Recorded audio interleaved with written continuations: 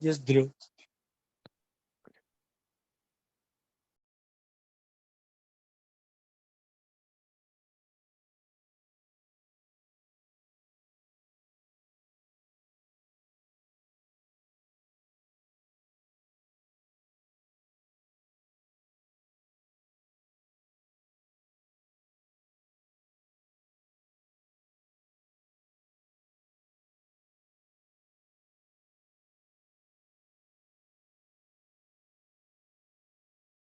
Yeah, sorry, I was speaking on mute.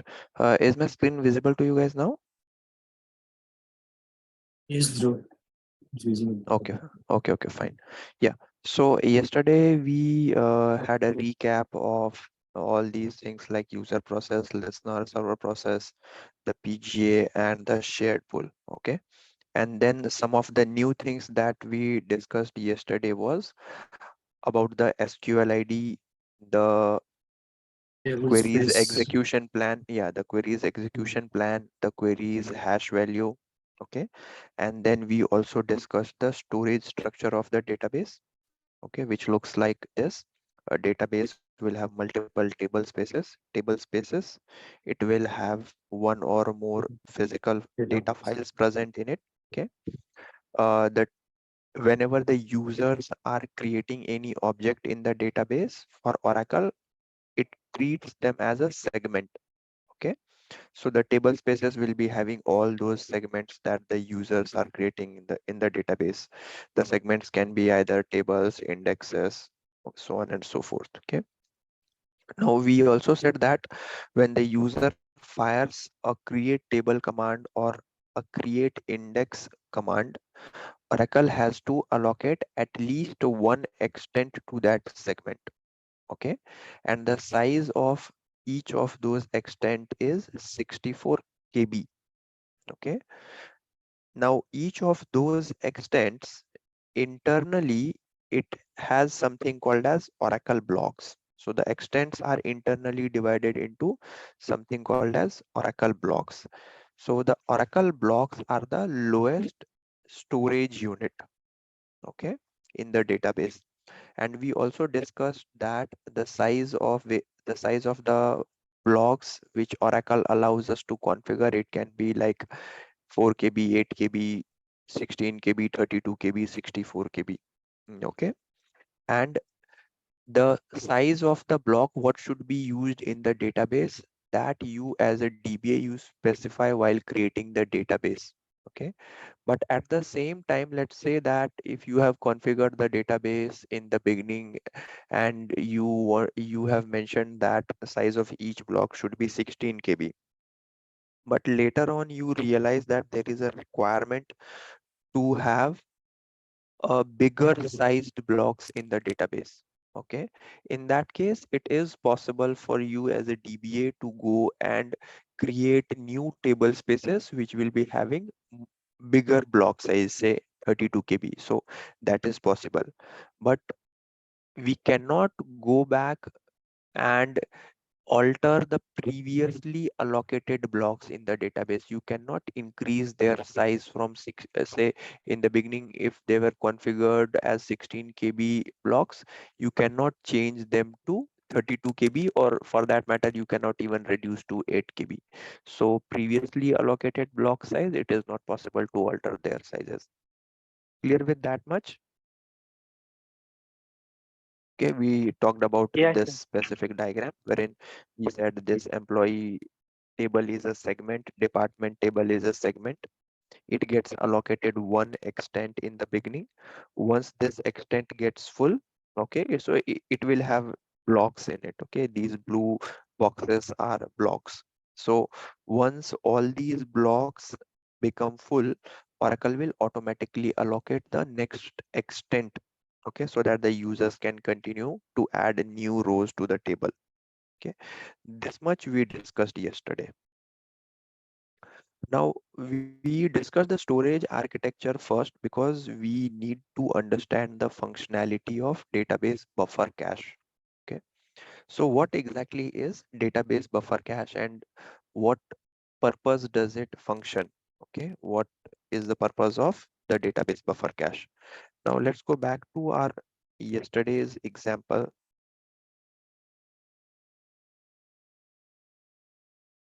Okay, let's say that the user fires this query. Okay, I'll take this in a notepad. So let's say that the user has fired this query wherein he wants to see the names and all those employees corresponding manager, okay, for the location Mumbai. Very simple SQL query. It's a select statement. Both of you understand what exactly is a select statement? As and uh, who else is there today? Mahesh. Mahesh. Both of Is you read understand only. what exactly is a select statement? Read only. Read. Quickly. Read only. Hello. Read only. Hello. Guys, can you respond, please? Hello. Are you not getting? Hello? Hello? I I'm can't hear you guys. Hello. hello. Hello. Yeah. So in this case, the user has fired this query wherein he wants to see the names of employees and their corresponding manager for the location Mumbai. Okay. Now this query has been fired by, say, by the user Mahesh.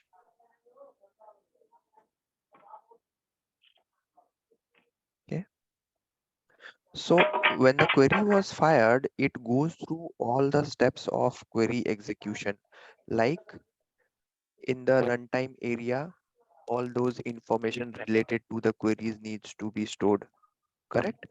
The session memory will store the information like what time the session was established. All that thing will happen in PGA.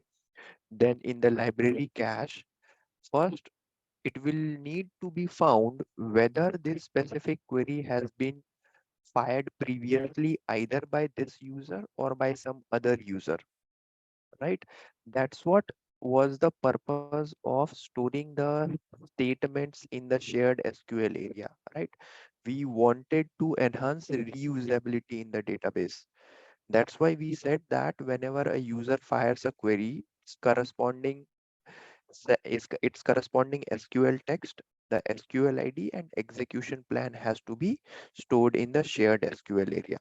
So for in this case, for an example, let's consider that this query is being fired for the first time. Okay. So this query will not be found, its SQL ID will not be found in the shared SQL area. Okay.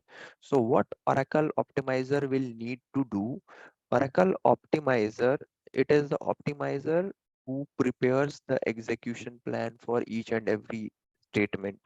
Okay, so the optimizer will have to now prepare a new execution plan for this statement because it cannot find any previous execution plan for this query in the shared SQL area because this has been fired for the first time. Okay, now when the query has prepared the execution plan, let's say that the execution plan looks like this. Okay, this is the execution plan, or say this is the plan hash value of the query. Okay, the next thing that needs to be done is in the data dictionary cache. Okay, oracle has to find oracle has to find where exactly this employees table is present in the database. Okay, this employees table, it is actually a segment, right? Yesterday we discussed that every object for oracle, it is a segment. Okay, so this so internally oracle will have to first find out that where exactly this employees table is present within the database. So the employees table is present in which table space? Here we see it is present in the sales table space. Okay, so the oracle optimizer finds that this table is present in the sales table space. So now it knows that whatever is the output of this query, whatever is the result set of this specific query, it has to be fetched from the employees table, which is present in the sales table space. Okay, the user doesn't specify that, okay, this employees table is present in the sales table space. The user only has to give the table from which he wants to fetch the data. Okay, so now now Oracle has that information that, okay, it will get the data from this specific sales table space. Now it will come to the table space. Okay, there it has to scan this table, or say the segment by the name employees. Okay, it has to scan the employees table. It goes through all the rows, or it goes through all the data of that table. Okay, it scans it, and then it will prepare a result set, right? It has to prepare the result set. What exactly is a result set? It is a set of rows which needs to be returned to the user. Okay, so Oracle has to return the result set to the user. Okay, but how this exactly is going to happen? Let me open another diagram.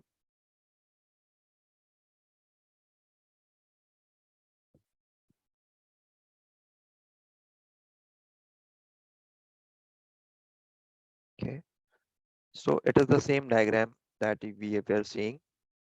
Now, when the result set is going to be returned to the user, at that time, this memory component, that is database buffer cache, comes into picture. Okay, what Oracle will do, let's say that the result set of that specific query is going to be present in these 4 blocks. Okay, whatever are the number of rows of that specific query, it is present in these 4 blocks that you see over here in extent 2. Okay, Oracle will copy these 4 blocks. Okay, Oracle will copy these 4 blocks into the database buffer cache. Okay, so just for clarity, I'll mark 4 blocks over here as blue color.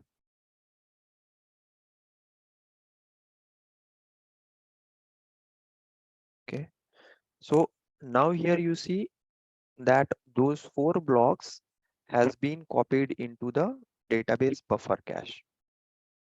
Okay, now again the question arises, why does Oracle need to copy the blocks from the table space into the database buffer cache? Okay, the data can straight away be returned to the user, right? Still, it copies these 4 blocks into the database buffer cache, which has all those rows. Okay, now that is because it might happen that after some time, this user Mahesh fires the same query again, or the same query has been fired again by some other user by the name, say, Azaz.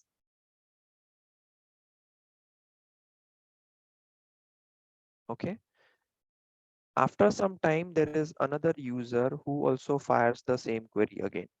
Okay, now in this case, if all these blocks are preserved in the memory area, that is inside the database buffer cache, Oracle does not have to go and read the data from the table space. Okay, so for enhancing reusability in the database, Oracle is preserving the blocks in the database buffer cache as well. Okay, so the query execution will be like, now Oracle has found that the required result set is present in these 4 blocks.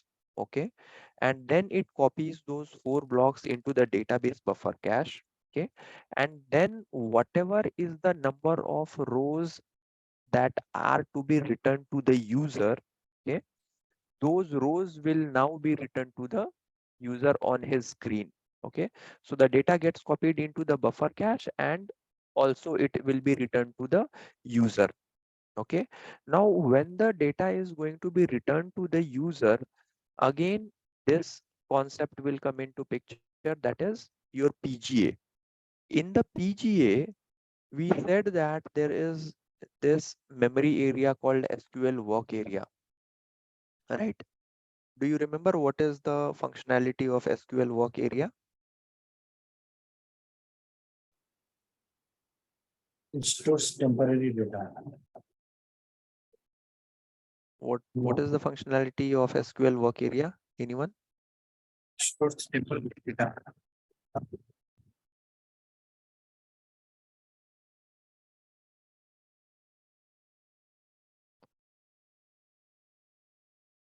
Yes.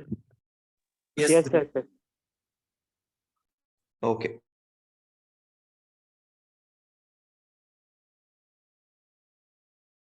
So when we are talking about the database buffer cache in this diagram, if you see, there are different blocks or different types of blocks which are represented by different colors. Okay. Now, in this case, now there is another such block that has come into picture. Okay.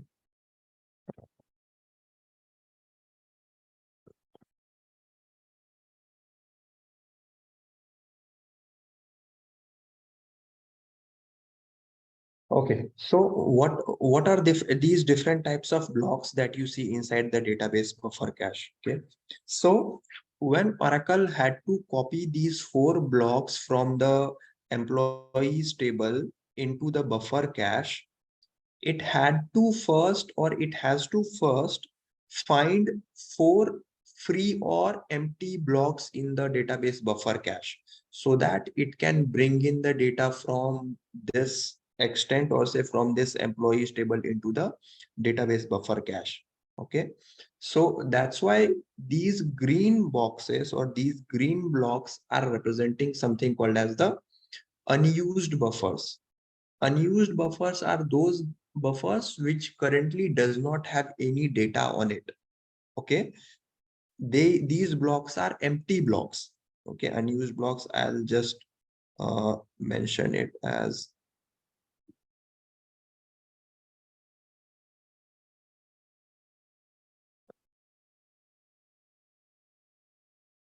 so unused blocks are the empty blocks.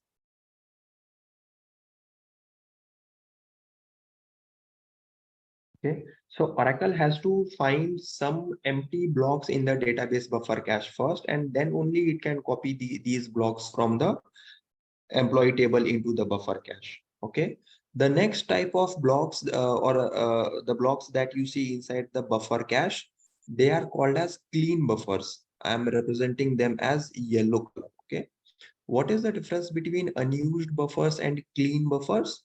The difference is, like, we copied these blocks from the employees table to the buffer cache. Okay, at that time, now after that, these 4 blocks have got some data in it. All right, these 4 blocks have got some data in it, but whatever data is now present in these 4 blocks inside the buffer cache, they can be purged out, or they can be used for bringing in new, or bringing in or copying new blocks from some or the other tables. uh, did you guys understand that clean buffers? Can What you is repeat it? one, sir? Sorry. Can you repeat one, sir? Yeah, Can you sure. repeat it? Sure. I'll repeat, no problem. So unused buffers are clear, right? That it is the empty buffers. It doesn't have any data present in it right now. Okay. Clean buffers are those buffers which have got some data on it. Okay. So these 4 blocks which we copied from this employees table over here. Now these blocks are having some data on it, right? Yes. Correct. So Yeah. these blocks can now be called as clean buffers. They were initially unused, right? They were initially empty.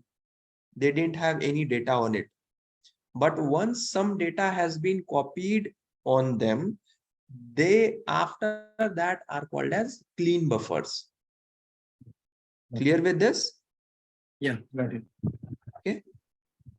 Now, let's say that after some time, all the buffers that will be present inside the database buffer cache, they are all used, they are all say clean buffers. Okay, that means there is no empty blocks present inside the buffer cache. Okay, so the scenario is that because of all the queries that the users are executing, Oracle keeps on copying the blocks from various tables into the buffer cache. Okay, and after some time, all the blocks are now full. All the blocks have got some or the other data on it. Okay, and then some user comes in and he fires a new table, fires a new command. Okay, this one.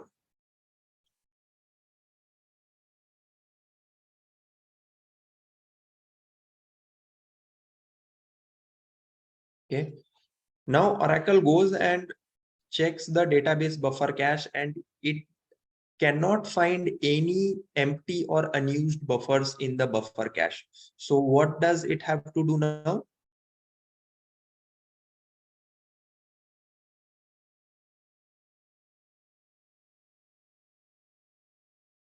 See, if it has to, yeah, sorry, go on. You mean to say clean buffer? Yeah, see, it has Oracle, see, the user has fired a new query, okay? And Oracle needs to find some free or empty blocks in the database buffer cache. But it cannot find any empty buffers in the buffer cache. So what Oracle will do at that time? Will create empty buffer. It can't create. Okay. What it will have to do is it has to apply the least recently used algorithm, LRU algorithm. We discussed about it, right? No. What it will do. Okay. So that LRU algorithm we discussed in. So we discussed about that LRU algorithm in context of shared pool. Okay. So Oracle will just give me a moment.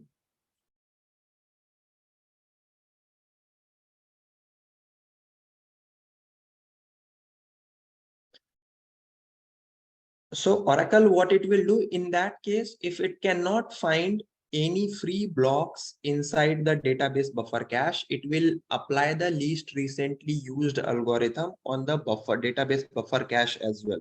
Okay. It will free up some of the old blocks that were brought into the database buffer cache. Okay.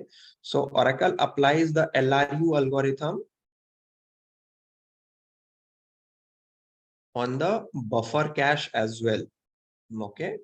So which blocks or which buffers will be candidate for purging out from the database buffer cache? The blocks which are not being used repetitively, okay, and which has been there for a long time, but they are not being used repetitively by the users. So those blocks will be purged out from the database buffer cache so that there is free space available again to copy, say, few more blocks from the next table or which is part of the next query. You getting it?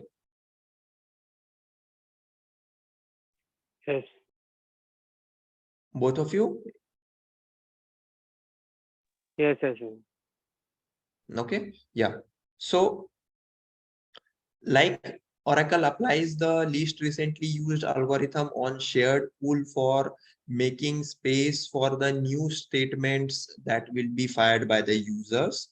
Okay, to store the query SQLID statement, statement text and the execution plan. Similarly, Oracle also has to apply the least recently used algorithm on the blocks that are present inside the database buffer cache so that whenever a new query comes in and there are no free blocks present inside the buffer cache, by applying that LRU algorithm, it will make space for storing the blocks which are going to be part of that new query. Clear about that? Okay. The next type of buffer that we are going to see here inside this database buffer cache is the dirty buffers. Okay, so what are dirty buffers? So for understanding the dirty buffers, we have to take an example of a DML statement. Okay, a DML statement. Okay. So what are DML statements? In Oracle, the users will be firing queries like insert into T1. Okay, so for any, if the user wants to insert new rows into the table, they will be using this insert statement. If they want to update some of the existing data, okay, let's say that the user wants to update few of the values which are present in the table T1, they will make use of the update command. Okay, if the user wants to delete some of the existing rows, okay, then the user will make use of the delete statement. These three statement types: insert, update, delete, and there is another one, merge as well. Okay, so these four statement types are called as the DML statements. Okay, DML stands for data manipulation language.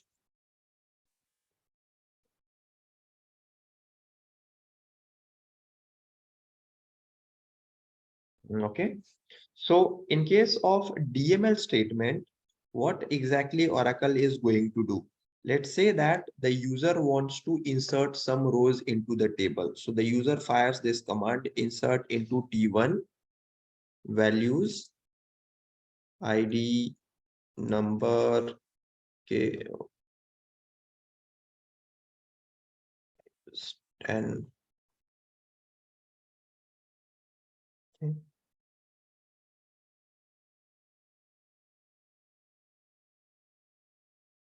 So when the user wants to insert a new row into the table, the syntax of this insert statement may not be exactly correct. Okay, but just understand that the user wants to insert a new row into the table. Okay, so when the user fires this statement, okay, this data will first needs to be brought into the database buffer cache.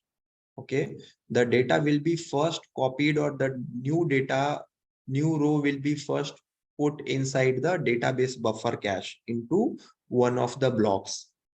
Okay, now here again, if the user has fired a DML statement and some or the other data needs to be inserted into the database or updated or deleted, all that DML operation first happens inside the database buffer cache. Okay, so let's say that this was the block. Okay, this was the block. This block, it has that specific, it will now it will store that new value or the new row. Okay, so any block, okay, which has got some new data in it, which the user wants to either insert, or it has a new image of the data. Okay, in case, let's say that an update statement. Okay, in case of update statement, the user wants to update, say the user wants to update the salary. Okay,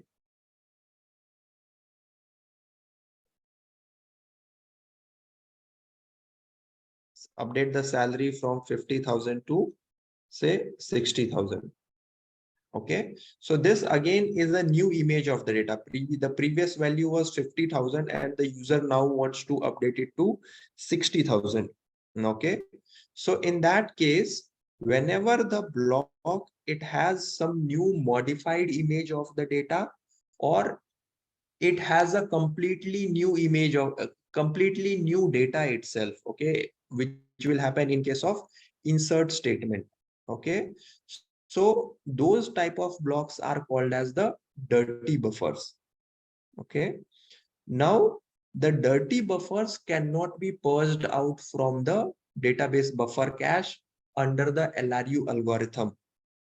Okay, so in case, let's say that the user fires another query like this, a select statement wherein he wants to see the details of employees from Bengaluru location.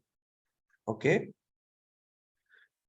and Oracle goes and searches the database buffer cache. There it will find some of these dirty blocks. Okay, if it doesn't find, if there are no unused buffers present inside the database buffer cache, definitely it will have to apply the LRU algorithm. Okay, so it will purge some of the old blocks which are not being queried repetitively from the buffer cache, but those LRU algorithm is not applicable on these dirty buffers because they have got the new image of the data either through an update statement or a completely new set of rows which the user wants to insert into the database.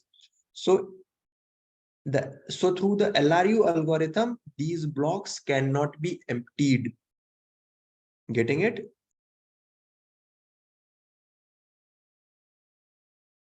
Yes, yes. Who was this? Hello. Azaz or Mahesh? Yes, Uh, yes, Dhruv. yeah. Okay. Who has joined through this One Plus? Who is this? It's me, Uh, Dhruv. my, Ajas. Ajaz. Okay, fine. Yeah. No problem. Okay. Fine. So that is the difference between unused buffers, clean buffers, and dirty buffers. Okay, so dirty buffers are those buffers which have got some uh, data which the user wants to either insert into the database or the user have updated some data into the database. So LRU algorithm will not be applicable on those dirty buffers. But these clean buffers and unused buffers, LRU algorithm is applicable on them. Okay, and Oracle can make use of those blocks, that is unused buffers and clean buffers, for storing or for copying some of the blocks from the tables into the database buffer cache. Okay, so these are the different types of blocks that we see inside the database buffer cache. Now, coming back to this architecture. So Oracle has stored, or Oracle has to copy all those blocks inside the database buffer cache so that next time whenever the users fire the same query again and again, it doesn't have to copy the data from the data files. Okay, and if Oracle has to copy the data from, or if Oracle has to copy the blocks from the data files and bring it into the database buffer cache, it will be called as a physical IO. Okay, if the data has to be like we use this example, that this query was fired for the first time by Mahesh. Okay, and because this query was fired by the user for the first time, the result set was not found in the database buffer cache. Okay, so if the result set was not found in the database buffer cache, that's why it had to go and read the blocks from the table space and then bring it into the database buffer cache. So when it went to the data files for, or when it went to the table space for the first time for reading those blocks, it will be called as a physical IO. Correct?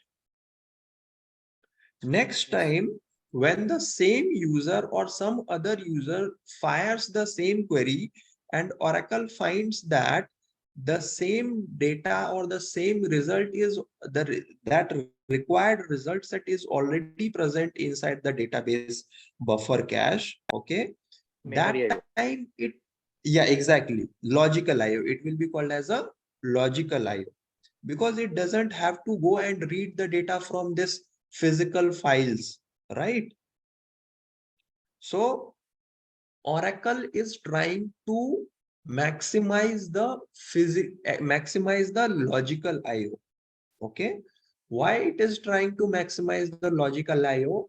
Because logical IOs are much more easier to perform in terms of resource consumption, right? If you compare a read operation that happens in your RAM as compared to a read operation that happens on read or write operation that happens on your hard drive, which one is more resource intensive? The one that Physical IO. happens in the RAM, the one that happens in the RAM, or the one that happens on your hard drive? Hard drive is consumes more resources. Exactly. So Oracle is trying to use or trying to maximize the number of logical IOs in the database by using the database buffer cache. Similarly, we saw that Oracle was trying to maximize the soft parse or logical reads in the shared pool as well. That's why it was storing the SQL ID, SQL text over here, and their corresponding result set over here in the database buffer cache. Now, is it clear? You can relate to the shared SQL area and the database buffer cache, correct? Now, Yes. one important thing that you need to remember is in the database buffer cache, if this specific query is going to return say 100 rows, it's not that these 100 rows are being stored in the database buffer cache. Okay, the database buffer cache is actually storing those blocks which are having those 100 rows. Okay. Yeah. The buffer cache, this buffer cache, it is these are the blocks that you see inside the buffer cache, right? It is not all those 100 rows that are being stored inside the buffer cache. Be very clear about it. Okay. Yeah. Yeah. So that is the functionality of the buffer cache. Now we will come back to this memory component shared pool, and here you see a small memory component that is result cache. What is the difference between, or what is the functionality of this result cache, and what is the difference between this result cache and database buffer cache? Okay, this result cache is used to store those specific result set, okay, those specific rows that will be returned for a specific query. Okay, so if in case of this example, this specific query, it is going to return 100 rows, the user has an option. Okay, the user has an option to store only those specific result set. Okay, all those say the specific 100 rows inside the result cache. Okay, so the result cache does not store the blocks. However, the database buffer cache stores the actual Oracle blocks. That is the difference between result cache and database buffer cache. Now, by default, a question that will arise in your mind is, if the result set is getting stored inside the result cache, why Oracle has given us this buffer cache as well? Okay, so what happens is, this result cache area, it is not whatever rows, or sorry, so sorry, so the result set of each and every query that is fired in the database is not going to be stored inside the result cache. Okay, so if there are 1,000 queries that are fired in a day in the database, if there are 1,000 queries fired in a day in the database, not all the queries results will be stored inside the result cache. Okay, result cache will come into picture only on scenarios wherein the user specifically says, or the user specifically notifies that I want to store the result of this query inside the result cache. Oracle by default will not store the results or the returned rows for each and every query in the result cache. However, in the buffer cache, the query execution remains the way we discussed just now, that it will have to bring the data from the data files, okay, and then it returns a copy to the result set will be returned to the user. Clear about result cache and database buffer cache? Yes. Okay. Yes. So the user has to make use of something called as a hint. Okay. The user has to make use of something called as a hint. So through that hint, the user will say that, okay, I want to store the result of this specific query in the result cache. Okay, only then Oracle will store the results, or Oracle will store the output of that query in the result cache. Okay, now you as a DBA, you have the option to enable the result cache for all the queries in the database.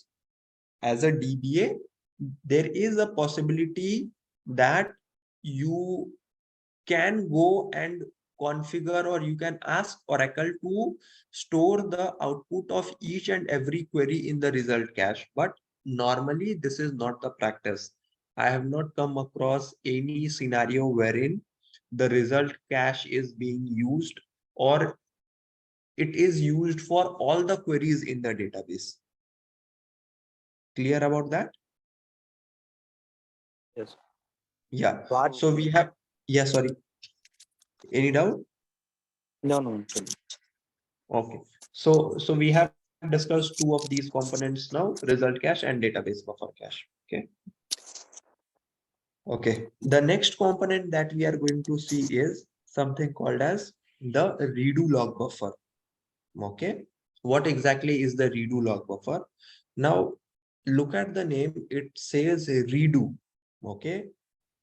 Say when exactly this specific component will come into picture. Okay, so this component redo log buffer comes into picture only for these type of statements. Okay, the redo log buffer will come into picture only for DML statements and DDL statements. Okay, what are DML statements that you have already seen? Insert, update, delete, and merge. DDL statements are your create, alter, or drop. Okay, so if the user wants to create a table, he fires the create table statement. If the user wants to alter something in the table, he in the structure of the table, he makes use of the alter table statement. And if the user wants to altogether drop a specific table or index, whatever it is, okay, the user will make use of the drop command. Okay, so whenever a DML or DDL statement is fired by a user in the database, okay, something called as a redo entry gets generated. Okay, so whenever a DML or a DDL statement is fired by any user in the database, a corresponding redo entry will get generated. So if the user fired an insert statement, there will be a corresponding redo entry for this one. Let's name it as R1. Okay. Another user fired this update statement. So there will be another redo entry for that specific statement. Okay. Then the user fired a delete command. Okay, so for that delete command, there is another redo entry that gets generated. Next, the user fired a merge statement. So another redo entry gets generated for that specific query as well. Okay.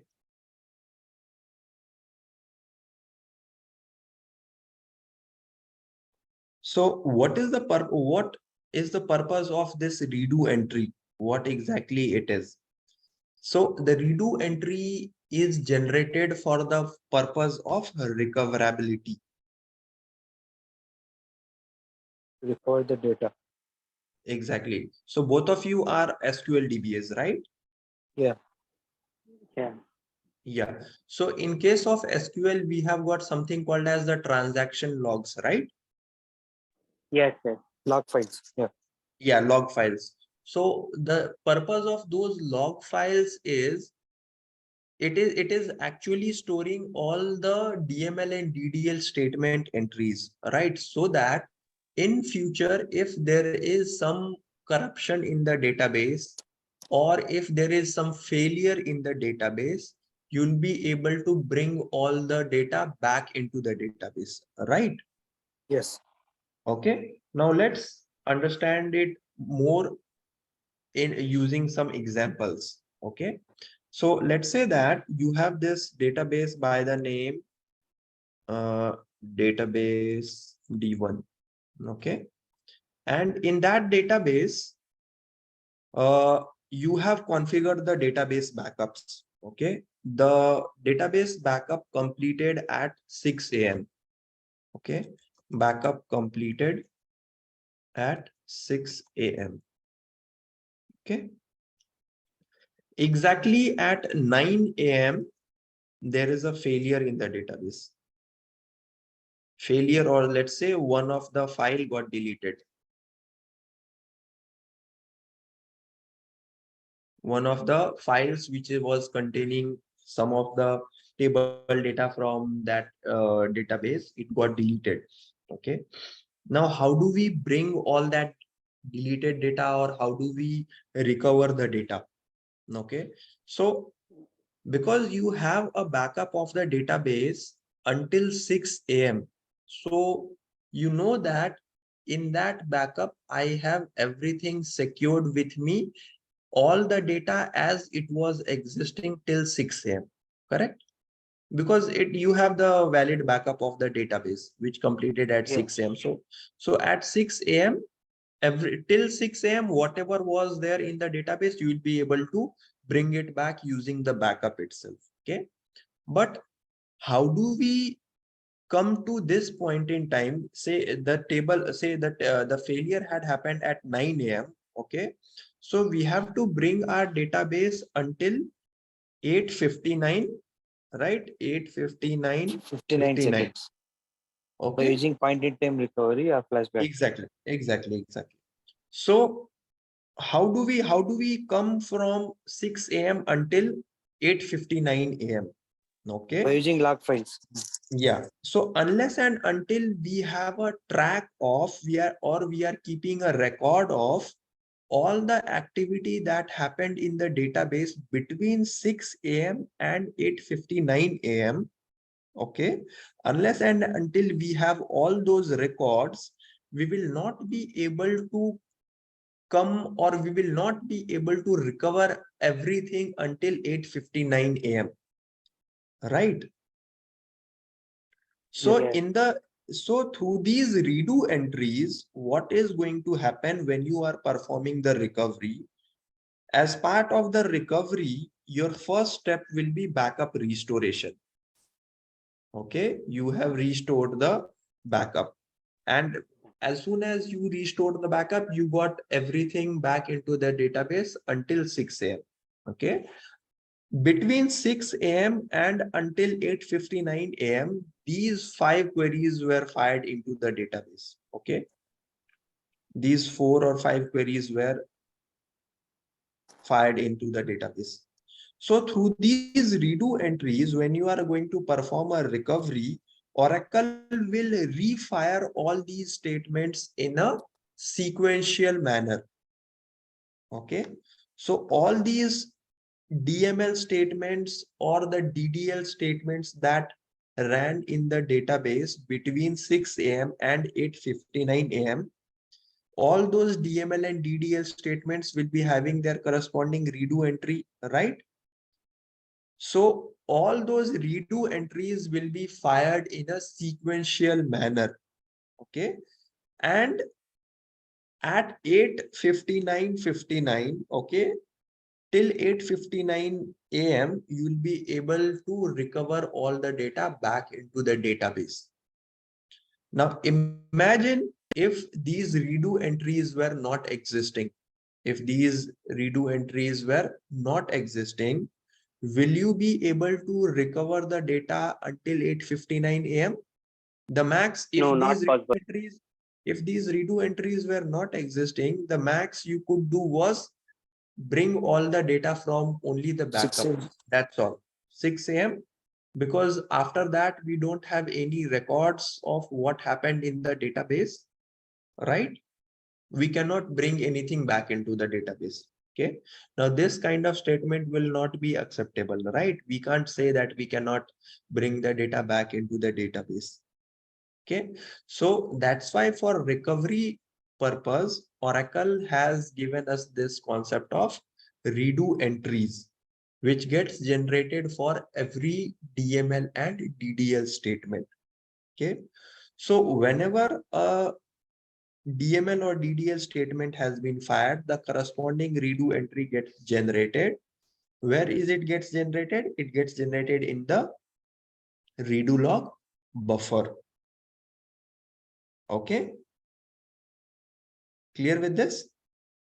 Yes, yes. Now, tell me one thing. If it is generating the redo log, redo entry for the DML and DDL statements, why isn't it generating that redo entry for select statements? Just imagine what you can think that, Select, okay, select, why is it necessary for only the DML statements and DDL statements? select statements or the read-only statements, no? To Exactly. Perfect. So there is no requirement to run that select statement again when you are going to perform a recovery in the database, right? If in between these 4 statements, if there was another statement by the, say this, if there was a select statement, okay, is there any point in running this query again while the database is going to perform a recovery? There is no point running this select statement again, because it is only used for fetching the data from the database. It is not modifying anything, or it is not changing anything in the database. That's why for select statements, redo entries are not generated. Okay. okay. Yeah. The next component that we see inside the SGA, or inside the SGA, is called as flashback buffer. Okay. Now with the flashback buffer, you see it as, I have mentioned, as optional. Okay. It means that it is not a mandatory memory component. You as a DBA, unless and until you enable this flashback mechanism in the database, unless and until you enable the flashback database mechanism, or you enable the flashback database feature, this flashback buffer will not be present. Okay. So Oracle has given us a feature called as flashback. Okay. What does it allow us to do? What functionality does it, or what feature does it have is, say, like we took this previous example that the data, there was a failure in the database at 9 a.m. Okay. So you as a DBA, now you have to perform a recovery. So you had to restore the backup which completed at 6 a.m. and after that you performed recovery using the redo entries. Okay. But if the flashback database mechanism was enabled in the database, okay, you could straight away fire a command in the database, something like this: flashback database to this point in time. Before 8:59 p.m. Exactly.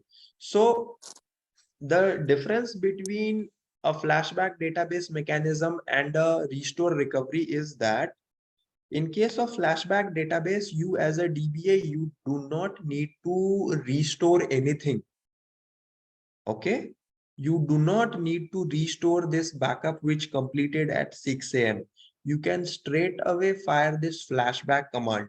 Okay. So it is like straight away going back to a previous point in time without restoring anything. Oracle will go back to this point in time by itself. Okay. So this is the functionality of flashback database mechanism. By default, this functionality is not enabled. Okay. Unless and until you have enabled it into the database, you will not see the flashback buffer inside the SGA. Okay. Now, a question that you might ask is, if this is such a good feature, why that is not enabled by default in the database? Correct? If in case you require to perform a recovery in the database and you can bring all the data just by firing a simple flashback database command, why isn't it enabled by default? The reason being that if you have enabled that feature of flashback database, okay, what Oracle has to do is every time a block gets modified inside the database buffer cache, okay, either through a DML statement or a DDL statement, all those blocks has to be copied into the flashback buffer as well.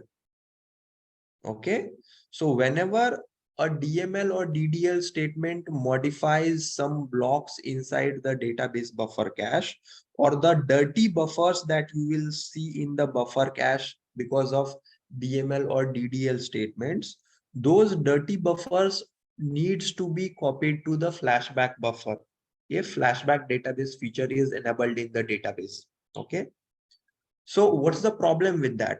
We can do that as well. Okay, why? If those dirty blocks are present in the buffer cache, so we can better it's better to have a copy of those dirty buffers inside the flashback buffer as well. So there is no harm doing that. It's just that the memory requirement increases.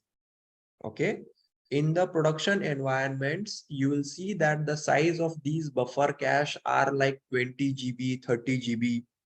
Okay, now if you are going to store all those dirty buffers inside the flashback buffer as well, that means you will need to size the flashback buffer around 15 to 20 GB. If say if your database buffer cache is sized around 30 GB, and you are going to configure flashback buffer, that means you will have to allocate 10 to 15 GB to that as well, right? Now, if you have that much amount of memory available with you, well and good, you can do that. Okay. If you don't have that much amount of free memory in the RAM, okay, in that case, you might not be able to use this specific feature. Clear with that? Yes. So it's a good to have feature in the database, but there will be very few production databases wherein you will see this feature enabled. Okay. Okay, so that was about flashback buffer. The next component that we see is something called as the large pool. Now, what exactly is this large pool? The large pool is something similar to, okay, something similar to the SQL work area. Okay, so what is the functionality of this large pool?